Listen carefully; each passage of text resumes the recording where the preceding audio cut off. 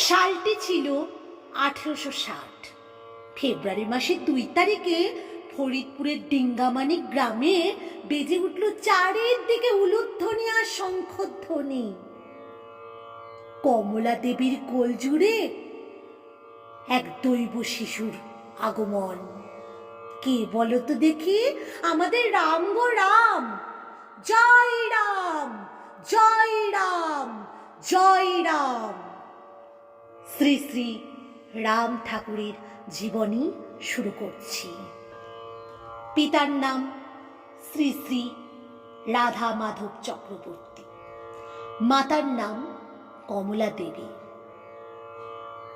ঠাকুররা ছিলেন 4 ভাই ও 1 বোন: কালীকুমার, কাশীমণি দেবী, জগবন্ধু এবং যমজ ভাই রাম ও লক্ষণ। 2 যমজ ভাই মানে রাম ও লক্ষণ, তিনারা অবিবাহিত ছিলেন। ঠাকুরের শৈশবে এবার যায়। শৈশবে গ্রামের পাঠশালায় বাংলা শেখার মাধ্যমে শ্রী শ্রী রাম ঠাকুরের শিক্ষা গ্রহণ শুরু হয়। পিতা তন্ত্র সাধক ছিলেন বলে বালক বয়সেই রামায়ণ, মহাভারত এবং পুরাণ চর্চায় তিনি গভীর মনোযোগী হয়ে ওঠেন। ঠাকুরের স্মৃতি ও শক্তি ছিল প্রখর। 2 যমজ ভাইয়ের একই সঙ্গে উপনয়ন হয়েছিল, কিন্তু আমাদের রাম ঠাকুর তিনি আধ্যাত্মিক সাধনায় দিনে দিনে গভীর মনোযোগী এবং ভাবাপন্ন হয়ে পড়লেন। ঠাকুরের পিতা, যিনাকে গুরুদেব বলতেন, যিনাকে গুরুদেব মানতেন, তিনার নাম শ্রী মৃত্যুঞ্জয় ন্যায় পঞ্চানন। ঠাকুরের সামনে সেই গুরুদেবের মৃত্যু, ঠাকুরের সামনে তার পিতার মৃত্যু, বড় শোকাহত হয়ে পড়েছিলেন ঠাকুর।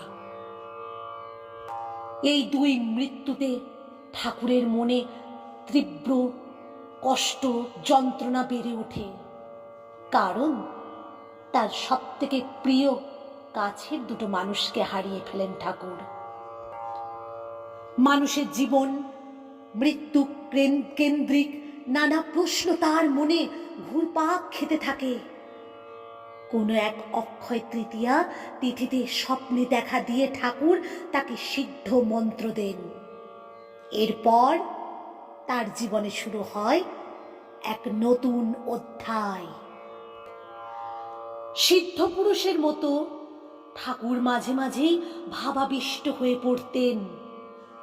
মানসিক ভাবাবিষ্ট শ্রী শ্রী রাম ঠাকুর 1872 সালে সকলের অজ্ঞাতে অজানাকে জানার লক্ষ্যে গৃহত্যাগী হন। কত অচেনা পথ, কত জঙ্গল, কত পাহাড় অতিক্রম করে ঠাকুর অবশেষে পৌঁছালেন আসামে শ্রী শ্রী কামাখ্যা দেবীর মন্দিরে। গুরুদেবের সিদ্ধ মন্ত্র এক মনে জপ করার সময় তিনি শুনতে পেলেন গভীর গলায় তাকে কে যেন ডাকছে, রাম রাম। তার ডাক শুনতে অসুবিধে হলো না। এই যে গুরুদেবের সিদ্ধ নাম তার স্বপ্নে পেয়েছেন, এই ডাক তারই।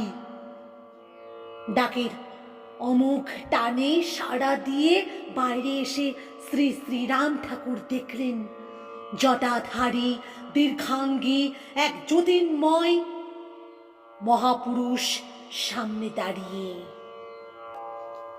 তাকে গুরু হিসেবে বরণ করে শ্রী শ্রী ঠাকুর তাকে প্রণাম করলেন।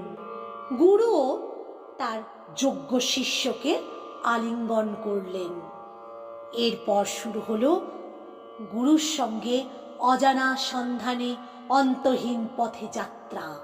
ঠাকুরের কোনো লোভ লালসা ছিল না। ঠাকুর সামান্য দুধ, 1 টুকরো ফল খেয়ে সারাটা দিন কাটিয়ে দিতেন। ঠাকুর তার মাকে খুব ভালোবাসতেন। সাধন জীবনের মধ্যেও ঠাকুর কিন্তু পাচকের কাজ নিয়েছিলেন শুধুমাত্র মাতৃসেবার জন্য, মায়ের চিকিৎসার জন্য। তিনি নোয়াখালীর অক্ষয় জর্জের বাড়িতে পাচকের কাজ নেন। শ্রী শ্রী রাম ঠাকুর নিষ্ঠার সঙ্গে রান্না করতেন। সকলে তার রান্না খেয়ে ধন্য ধন্য করতেন। ঠাকুর নিজের খাবার, আগেই তো বলেছি, নিজের খাবারের প্রতি কোনো লোভ লালসা ছিল না। তিনি অল্পতেই তুষ্ট। সামান্য খাবার খেয়ে তার শরীর সুস্থ সবল থাকত। একদিন জজমশাই বুঝতে পারলেন এই পাচক কোনো সামান্য মানুষ নন, ইনি একজন মহাপুরুষ। তারপর ঠাকুরকে আর সেই পাচকের কাজ করতে দেননি, কিন্তু ঠাকুরের মায়ের চিকিৎসার জন্য জজ সাহেব নিয়মিত বেতন পাঠিয়ে দিতেন। ঠাকুরের কাছে সূচি অসুচি, ধর্ম বর্ণ নির্বিশেষে সবকিছু ছিল এক। ছোঁয়াছুঁয়ি কুসংস্কার ঠাকুর মানতেন না। ঠাকুরের কাছে কিবা গরিব কিবা বড়লোক, সবাই এক ছিল। ভক্তদের বলতেন, আমি আপনাদের জন্য চাইখা নাম আনছি। ফুলের সুগন্ধের মতো তার আধ্যাত্মিক জ্ঞান, যৌগিক শক্তি, নানা বিভূতি প্রকাশিত হয়েছে। শ্রী শ্রী রাম ঠাকুর তার জীবনের অর্ধেক সময় লোকচক্ষুর আড়ালে গভীর যোগ সাধনায় মগ্ন ছিলেন। সাধনার মাধ্যম যে মহাসত্য তিনি উপলব্ধি করেছিলেন, তা বাকি 40 বছর সকলের মঙ্গলে লোকালয়ে বিলিয়েছেন। তিনি ভক্তদের মনে নাম করার নির্দেশ এবং সত্যের প্রতি অনুরাগ পৌঁছে দিয়েছেন কৈবল্য মুক্তি মাধ্যমে। বৈষ্ণব, শৈব এবং শাক্ত মতে প্রয়োজন ভিত্তিক নাম বিলি করে তিনি প্রকৃত অর্থে ভেদাভেদের ঊর্ধ্বে উঠে মানব সম্প্রদায়ের প্রচার করে গিয়েছেন। তিনি শুধু আধ্যাত্মিক গুরুই নন, তিনি জন্ম জন্মান্তরের আমাদের মা, আমাদের বাবা, আমাদের বন্ধু। জয় রাম। 1949 সালে আর ঠাকুরকে আমরা ধরে রাখতে পারিনি। মে মাসের 1 তারিখে সকল ভক্তের চোখে জল এলো। ঠাকুর 90 বছর বয়সে পরলোক যাত্রা করলেন।